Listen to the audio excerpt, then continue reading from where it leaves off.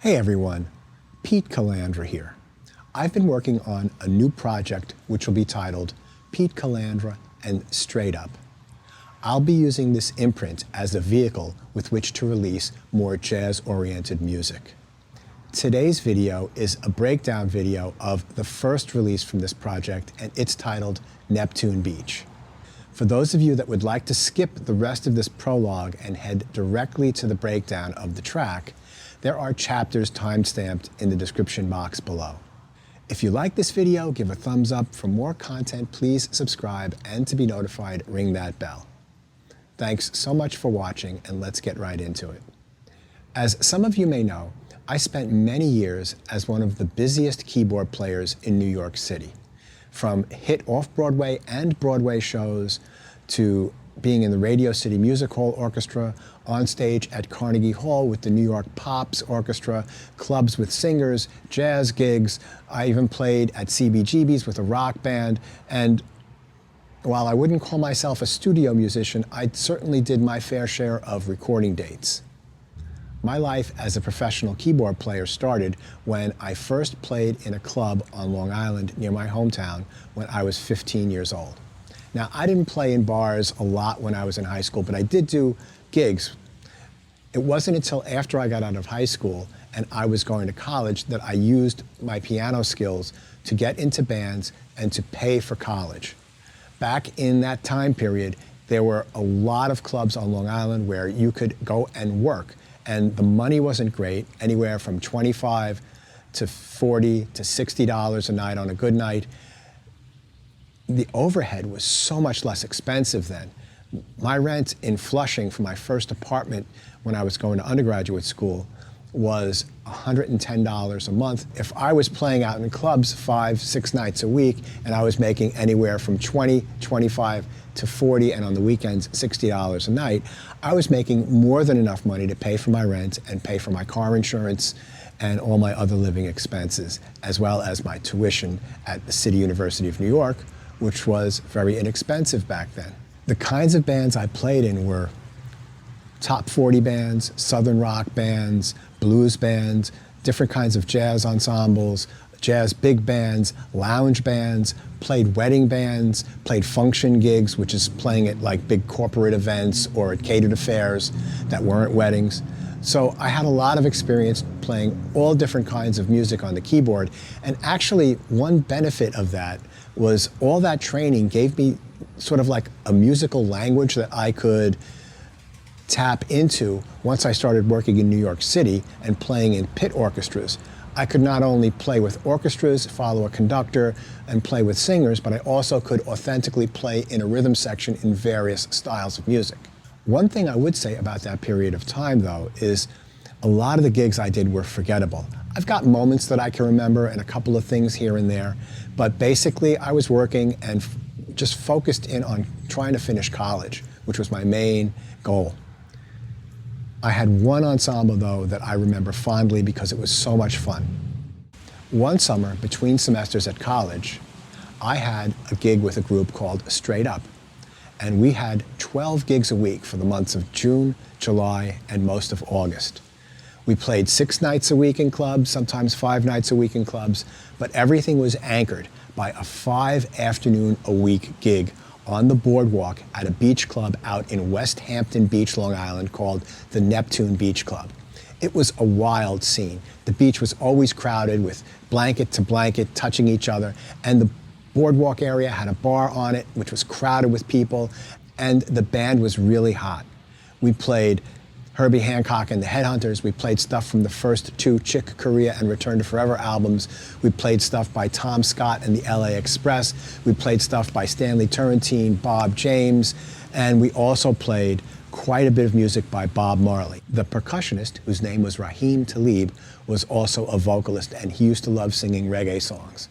In fact, I'm going to leave a link in the description box below, because at the end of the summer, we went into a place called Blank Tapes Studio in the Chelsea area of Manhattan. I think it was on West 18th Street, and it was owned by a guy named Bob Blank, and we cut a single called Girl, You're Driving Me Crazy, which was released and was like a minor regional hit in Jamaica and did get some airplay in America, but somebody had the 45 and made a YouTube video, and I'll leave a link for that below. It's a fun track, really fun, and it was a great experience as my first real recording session. Anyway, I loved playing in that band. It was so much fun. It was such a great experience. Everybody in the band was a really good musician, and I'm friends with a few of the guys today. Some of them are sadly no longer alive, but I remember it fondly, and there's always been this thing going on in the back of my mind. Boy, I'd love to play music like that live again. And while I don't know if that'll ever happen, I decided this fall that I would actually start producing music in that style, releasing it, spending some money on radio promotion and some publicity, and see what'll happen with it. I know it's not a growth industry, but it's something I really love, and I'm really happy with it. Anyway, today's video is, as I said earlier, a breakdown of the first track that I released. Now, I'll go through some of the musical content and also some of the mixed content. I would also be remiss if I did not mention that my friend Ken Freeman came and took my rough mix and polished it up and made the track sound really poppin'. Ken is a great engineer. He was Bob James' personal engineer for about 20 years, and for the last 10 years, he's been doing front of the house for the rock band Toto. I hope you like this video. Sorry for the long talk at the beginning. I did want to set up this project. Again, if you like this video, thumbs up. For more content, please subscribe, and to be notified, ring that bell. Leave any comments or questions down below. If this is after January 15th, there'll be links down below where you can stream this song on Spotify or purchase this song on Apple, iTunes/Amazon. It'll be on all the digital platforms. You can really help out the channel by streaming, putting it on playlists, sharing it, liking it. Anything will help. As always, I just appreciate anybody watching these videos. Thank you so much, and let's get right into it. Before we take a listen to the track, let's take a look at how the Pro Tools session is set up. And also to note, I wrote this track in Pro Tools. If we look across the top here by the ruler area, we'll notice that we've got our markers. And markers, or what Pro Tools calls memory locations, are very useful. They let you know where you are in the track.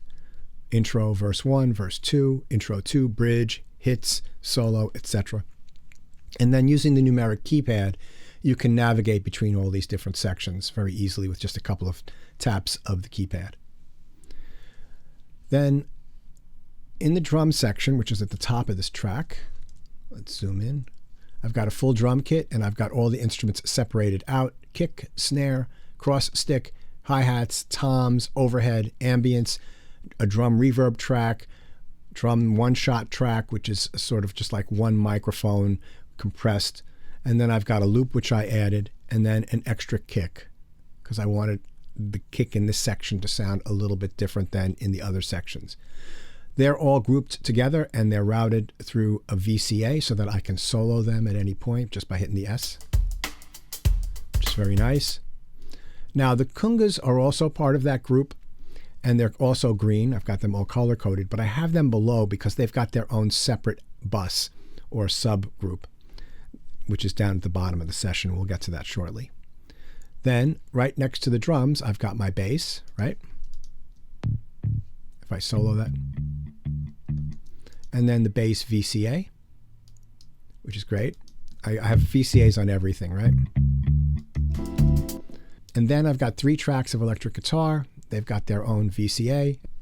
Okay, below the guitars, I've got my keyboard. So I've got my piano track here.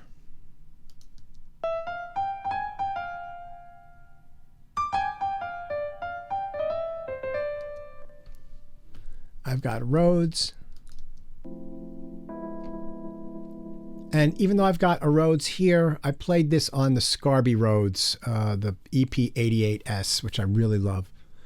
And the reason for that is it has a really nice stereo effect, which I could have gotten using plugins on my Rhodes. When I played the electric piano part for this, the Rhodes was down in the basement, and I just didn't feel like lifting it up. It's really heavy. I had a friend come over and help me put it in the studio, so I am using it now. But on here, I use the software. The organ is my YC61, and I've got 3 tracks of that.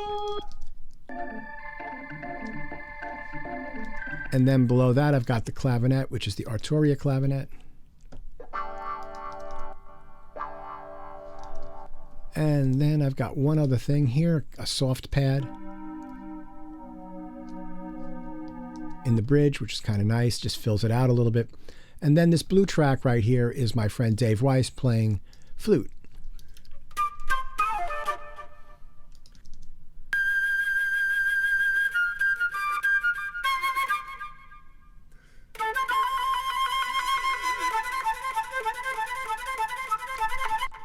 Yeah, great, very Herbie Mann-like.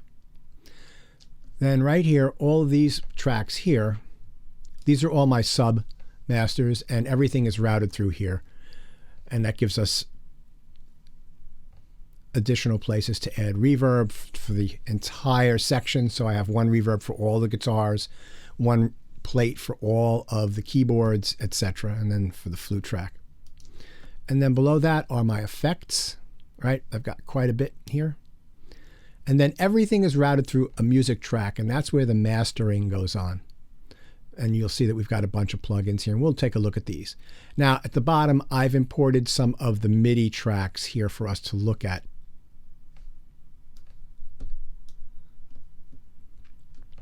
Great, and let's take a listen to some of this, and we'll be back to talk about it on the other side. We won't listen to the whole track. I'll go through a big part of it, but not the whole track. If you want to hear the whole track, either stream it on Spotify or Apple Music or purchase the single. There'll be links down below. Here we go.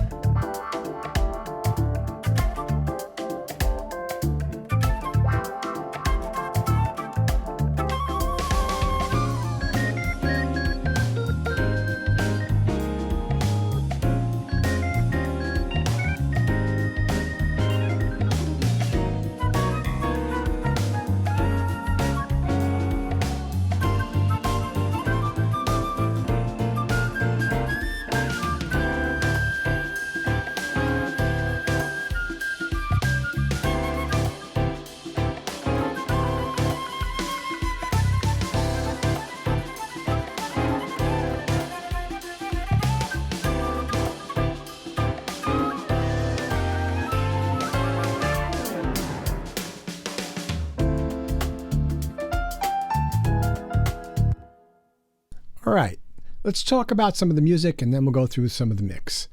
Now, I don't have every instrument here. I don't have the drums. I don't have the flute, but you'll see that we're in D minor, and I start off with this Rhodes patch right here, and let me solo that. I'll solo just the instruments here. Boom, ba doo ba beep ba doo dit da. Right, so that's just D Dorian. You know, I'm going back and forth. If I zoom in on this, right, I've got the D, A, C, and it's syncopated, and I've got D minor going up to G, just a little bluesy, modally thing. I've got the flat 5 here on this little riff here. And then right here we've got the high D on the pedal tone. And I do a little roll up to that. And then now we've got nice rhythm going on. And then the bass is just pedaling on that D, bop, bop, bop. And then I change the octaves here and there, and I'm playing that in. Let's continue on with this, and let's zoom back out a little bit.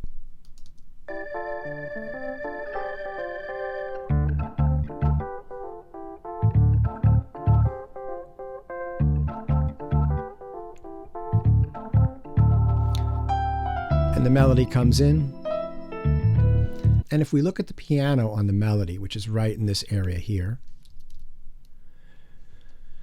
again, I've got this pedaling on the bass over a D, and I start on the 4th and go down chromatically to the 9th or the 2nd. And that's over a D minor 9 chord. And then in the next measure here, I sort of have this E flat 9 over a D. And the melody note is a B, right? So I'm sort of avoiding D, F, and A of a D minor chord and playing some of the upper extensions. And then right here, I've got a G minor 7 over that D, and the melody note is a D. Let's take a quick listen to that.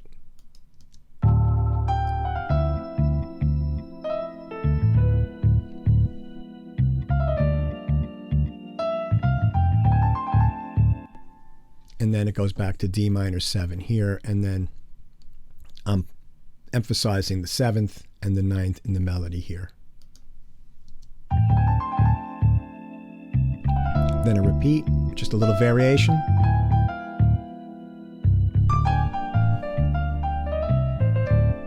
Right, and again, not ending on the tonic, I'm ending on the 3rd. And then right here, I do a little motion in the bass where we're moving up to an F sharp diminished 7th, which is actually sort of like an incomplete D7 flat 9 because we're going to the 4 chord. So the D7 would be the 5 of the 4 chord, and we're going to a G minor chord here. And before I play it, we'll notice that the bass is now going to be moving up chromatically. We've got G, G sharp, A, B flat, and then we'll be doing a series of 5th relationships. We've got a B half diminished 7th here, E7 here, B flat 13, then down to A, and then there'll be a riff here, right? An A7 or an A13 right here. So that's sort of how the progression moves. And the chords are G minor 7, G sharp diminished 7th, D minor over A, got a sort of like a B flat diminished triad here, diminished 7th here, then the B half diminished 7th, E7 with the 13th or a flat 9 to also there, and then a B flat 13 down to A13. So that's sort of the chord progression there, which moves really nicely. Let's take a listen.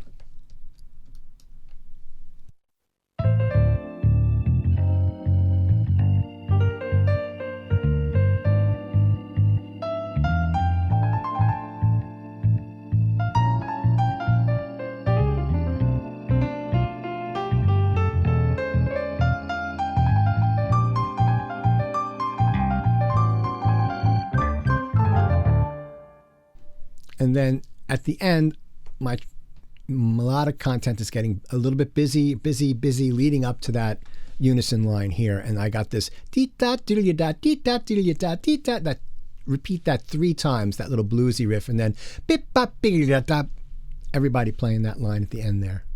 And then it goes back into the intro. And that's basically the whole form of the song as far as the verse goes. Let's move forward. And the second time through with just a little variation on it. And we'll take it right here from the bridge and we'll talk about it on the flip side.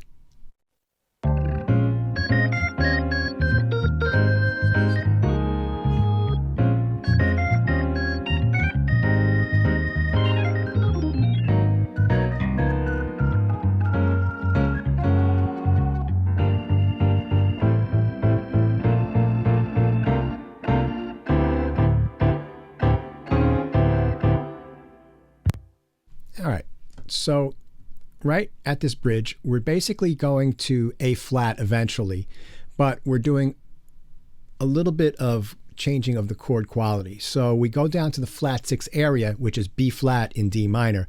And instead of doing a B flat major chord, which would be in the key of D minor, we do a B flat minor chord and use that as the start of a 2-5-1 to A flat. So B flat minor, E flat 7, A flat major 7th.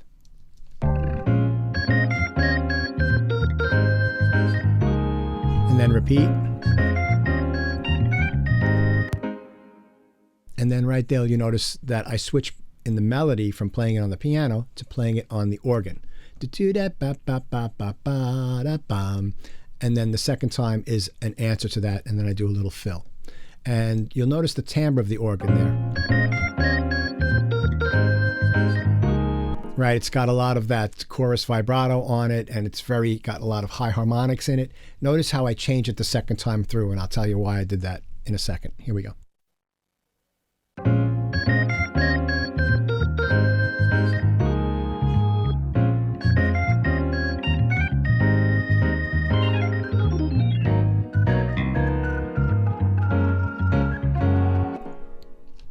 And then right here at 52, we have another ascending line coming from this F sharp or G flat right here and up to the G minor. And instead of going chromatically, we're just going up stepwise here.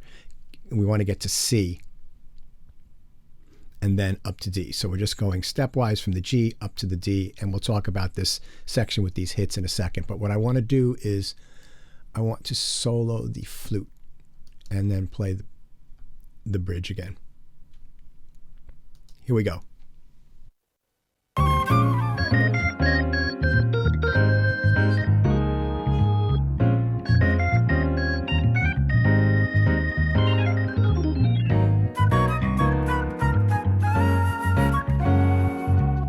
Okay, so you see the second time through the bridge melody, I changed the timbre on the organ, and I left all that high harmonic stuff to the flute. If I had kept that timbre the same on the organ as it had previously been and not changed registrations, all of those high harmonics would have clashed with the flute. And in fact, they did clash with the flute. I had to go back and re-record that keyboard part after the flute got overdubbed. So a little lesson to learn, right? Always learning lessons. And then we've got our climb right here.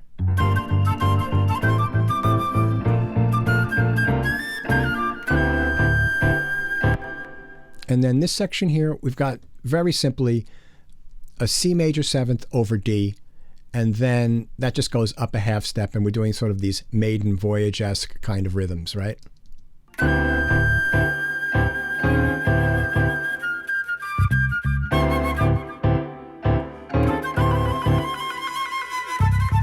And over that, Dave has taken some wild flute stuff. It's really cool. And that's basically the whole form of the song, and all the different sections are based on those. The piano solo is based on the chord progression of the verse, and the outro is based upon the beginning. And we'll take a listen to those things, but let's leave the musical aspect of this aside now and move more into the mix and see what we've done there. All right? On this track, I did about 80% of the mix. Then I shipped it off to an engineer, and that's my friend Ken Freeman, and he finalized the mix. And the amount that he added took this track and made it sound so much better. Let's take a listen to a little bit of the drums, and then we'll take a look at how they've been processed.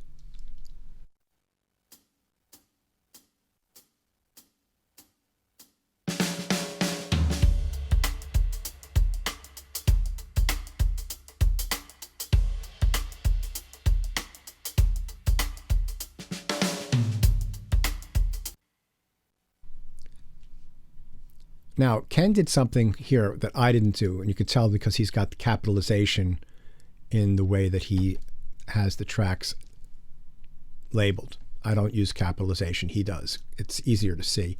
I just capitalized the first letter. So he went through the track and he separated out all of the cross stick and put them on their own track. So right here.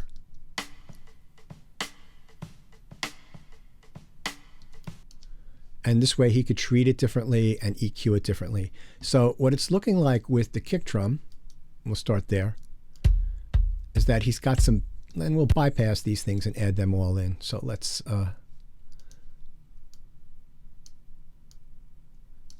Okay. So that's the sound of the kick drum, right? So he added just a little tape beef. Then if we look at the Pool Tech, right, at 60, he's doing a little bit of boost, and also at 8K. And I think that might have been my EQ. I think he brought down the boost at 60 though. And then he added some gate just to get rid of some of the bleed. And then the Pro Q3. That makes a big difference, right? That gives us a nice thud.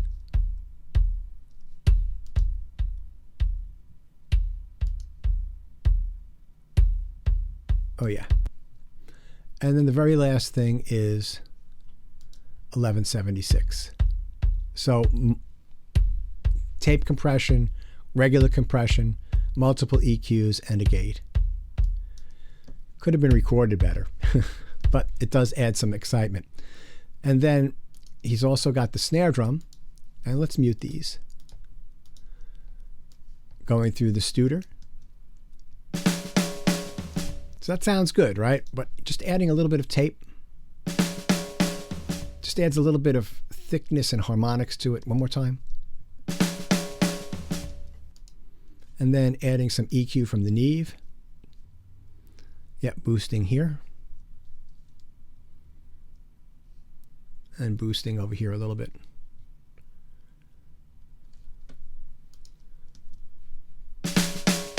Oh yeah, a lot snappier. We'll mute that. Right, this is a lot snappier. And then adding some compression from the 1176. And then the cross stick, again, more with the tape processing. Here we go.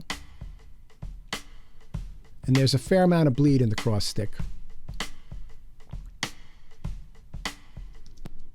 And then bypass. Just adds a very subtle warmth.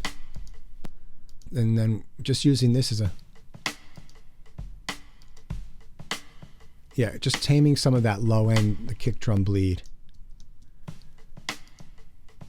And just a little bit of compression with this 1176. And let's take a look at our hats. Again, right? Just getting rid of some of that low end, high pass filtering. And let's see what we got with the toms. And gate, right? Warmth and gate. Then we've got our overheads.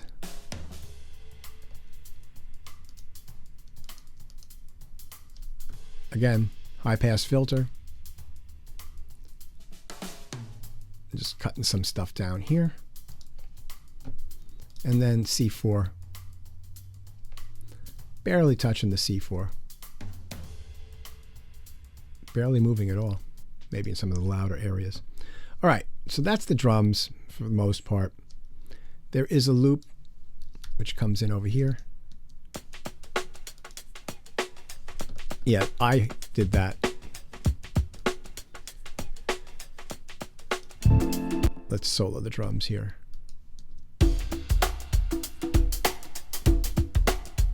You see how busy the kick drum gets?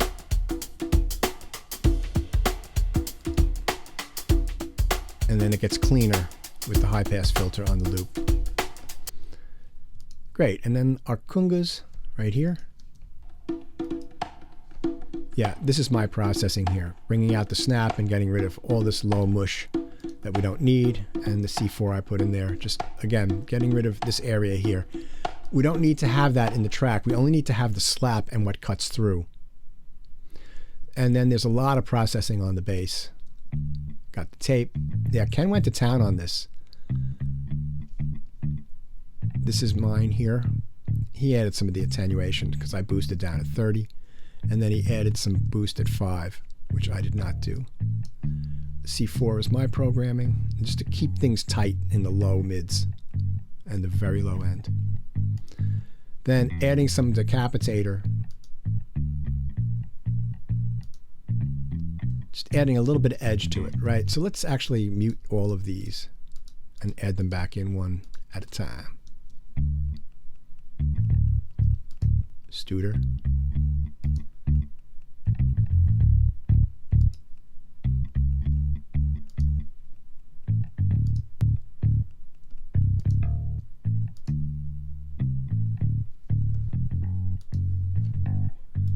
And then just trim. Yeah, just took 1.2 dB off of that. So we'll solo the bass, VCA, and the drums. Yeah, they fit together really nicely, right?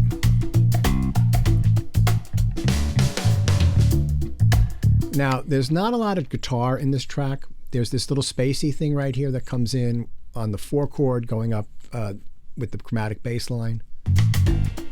G minor, G sharp diminished. And the way I played these in was I just played one chord and then I moved my hands to the next chord and play it in, right? I just sort of cheated to get the guitar performance that I wanted. And in the bridge here,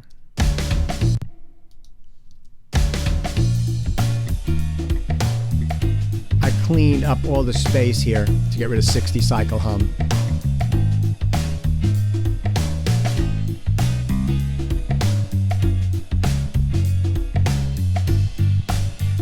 And again, this is not a guitar track. It's just in there to add a little fullness. Right? And there's no processing here. There's just some plate and delay. Let's look at the guitar sub. Yeah, no processing on it at all. Just reverb and delay. Okay, great. Let's unsolo all that. And let's take a look at our keyboards, which you've heard a little bit of, but let's take a look at the processing. So this is the piano, and there is some... This is Noir, and I played this all in on my keyboard controller here, my YC88. Just a little... Let's turn off all the processing.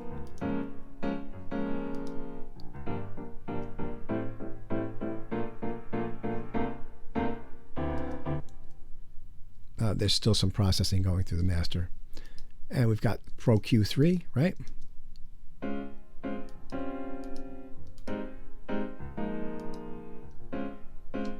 It's cleaning out some of that mid-range, some compression.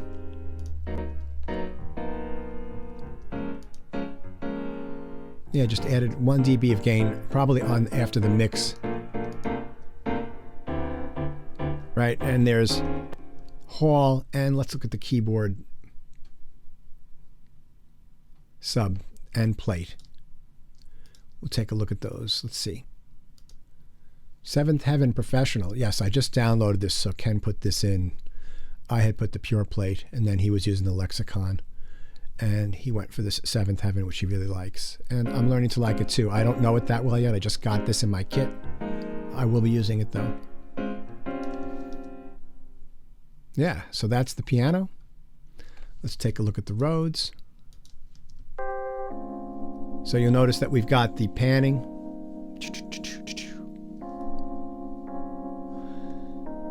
And, you know, the Rhodes is like, I don't want there to be a lot of rhythmic stuff going on when the melody's playing.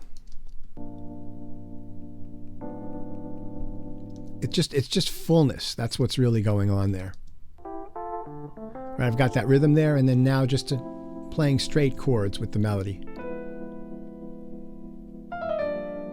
I've got action happening with the tremolo, the ping pong, vibrato, whatever you want to call it.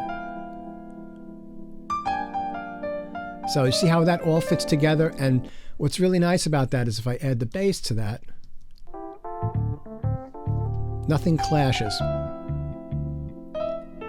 Everybody has their function. They've got their own sonic area that they're living in. It works out really well.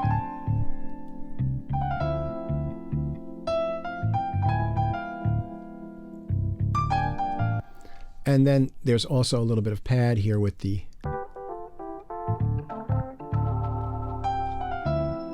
right, and I changed the registration from the intro. That registration is just the bottom 3 drawbars all the way out. And then I changed to a little bit more of a horseshoe shape right here. So you could see some of those high harmonics are really popping out. Just a color change with registration. It's really great thing about using an organ is playing around with the drawbars.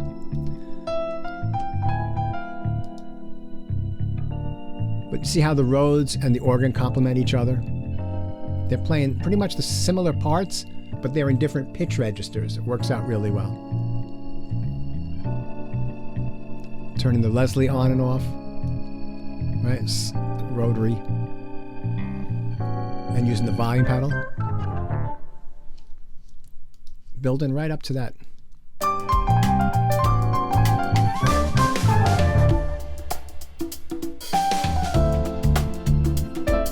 Now the second time through with the organ, change registrations again.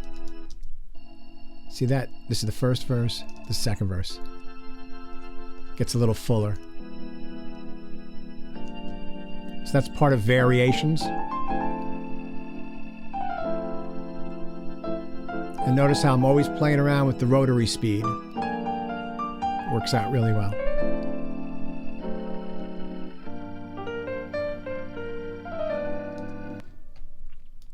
And then notice in the bridge here, well, when I go to the G minor chord, I'm playing that low note in the Rhodes.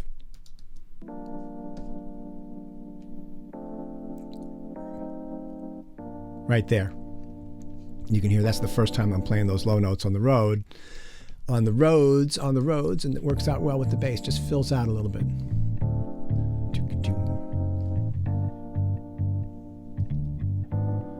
And I'm just holding out long footballs down there, just long notes, and I'm not getting in the way of the rhythm of the bass, but it's just adding a little extra harmonic down there. In that one section, we can just add the guitar part and take a listen to what that brings to the table.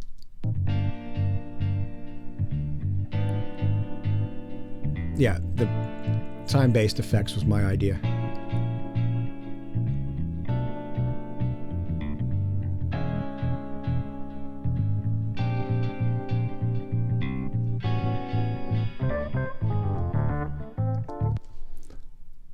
Really works out well.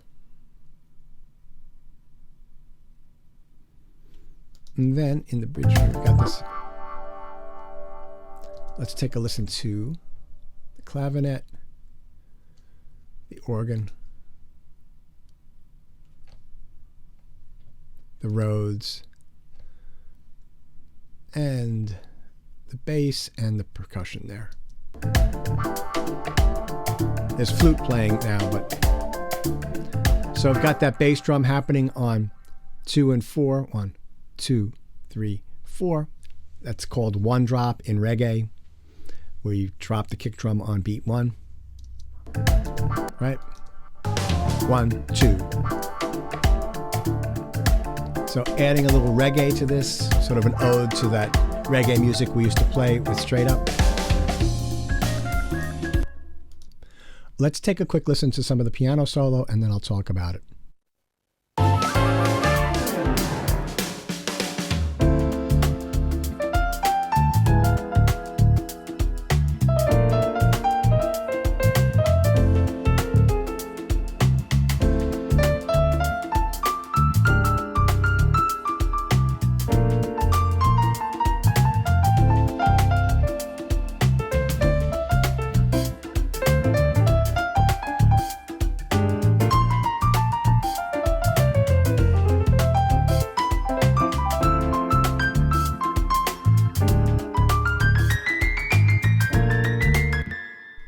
So the big thing here that's different from the beginning, and let's just solo out the piano, is during the melody part, well, no left hand, right? But then during the piano solo, I start to add my left hand, and I start out very simply, and then as the solo progresses, I vary it up. And that all this kind of work adds a nice variety to the textures and hopefully keeps the listener's interest involved. Let's add the bass, and we'll have at least a little bit of something happening besides the piano, and with congas and bass. So just very sparse chords in my left hand, you know, no rhythm. Well, no extra rhythm, just whole notes.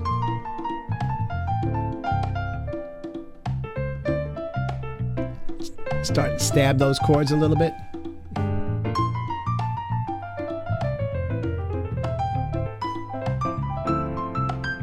Back to the long notes there, right? Just varying stuff up. My right hand is getting busier, not so busy in the left hand.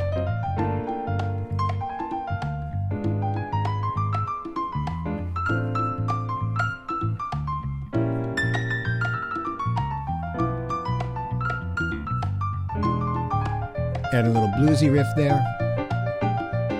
Accenting. Boom. A little out of control in the left hand on that chromatic scale up, but that's all right. You leave little imperfections in. It adds to the humanness of it. You don't fix everything. It's not really a good thing. Let's take a listen to some of the flute solo. Let's take from the second bridge. And middle of the second bridge. We'll listen to everything. Here we go.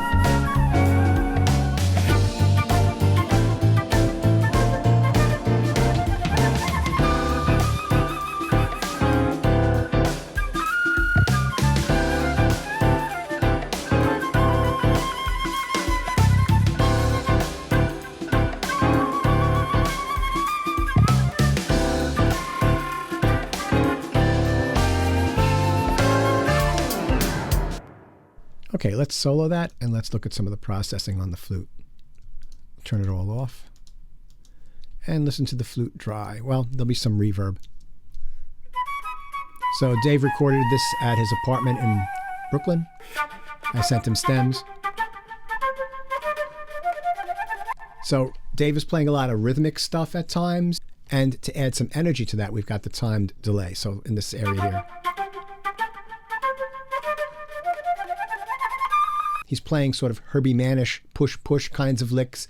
And then on top of that, some of that delay sort of harkens back to Ian Anderson and Jethro Tull on some of their albums, kinds of things and ways that he treated his flute. So I really like that stuff. This is kind of a retro track. But let's take a listen. So that's just using the standard mod delay to do that, right? Plugged right into the track. Really compressing this track just to tame some of the dynamics, because you can see it's very wide, the dynamic range. It's great. Then cutting out some of the low end stuff. And then we have a second compressor, the LA2A, and this is mostly, I think, just for color because it doesn't seem to be doing any gain reduction.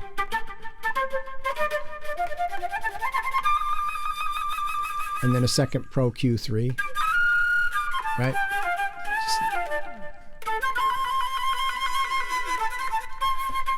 Yeah. And let's take a listen to the very end, what he's doing, which is really cool. So we've got our end riff. Well, actually, let's go through some of the keyboard effects. So let's start with this clavinet here, which is really fun. Just holding out that low note. Well, it's not really a low note, but just holding out that single note there. Watch how it transitions.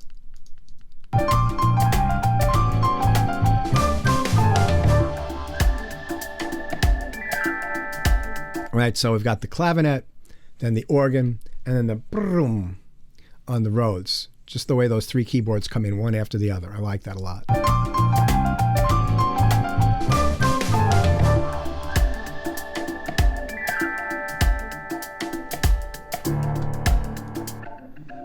Then let's solo in with the organ here. We've got this really cool rhythmic bit right here.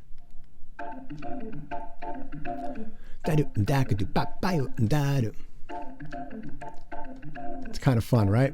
Little reminds me a little bit of some of the Al Green kind of things that are way that they played organ on some Al Green cuts. It's kind of fun. And then there's the higher note. Just overdubbing. Why not two organs? You can have two organ players. No rules saying you can't have that.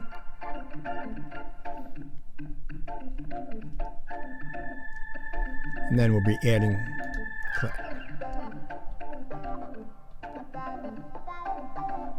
Really old school with the clavinet, right?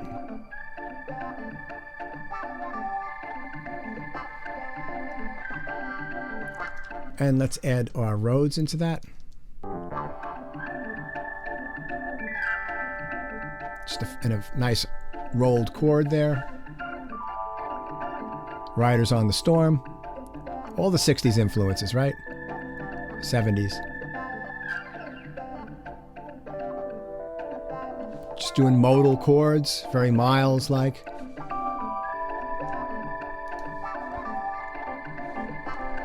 And then acoustic piano. Nice low note there, right? Adding some richness.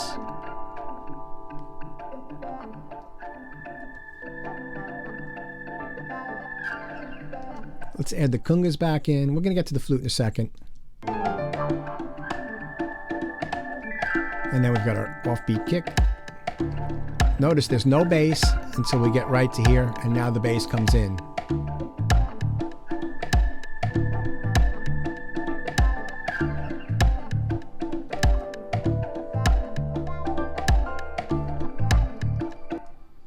And then there's the rest of the drum kit. Right? Kind of a reggae-ish kind of groove. It's fun. Now, over this whole thing, we have the end riff, and then Dave takes a bit of a rest. He doesn't come in right away and start blowing. He lets the scene develop, and that really works out well. Let's take a listen. So right now we're establishing this. This is the different, right? Little rest, relax with the melodic content.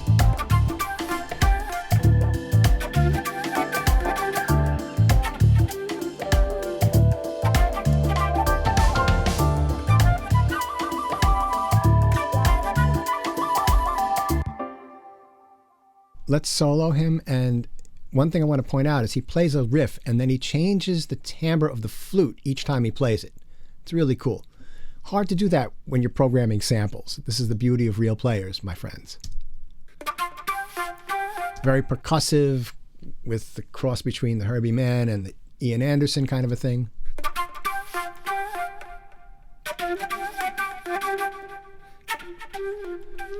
Right? See that? How he changed the way it sounded there?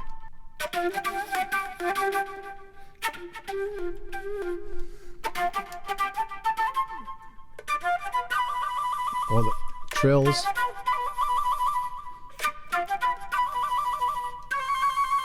Yusef Lateef kinds of things.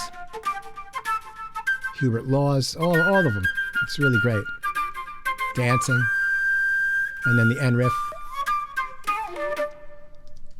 Really beautiful.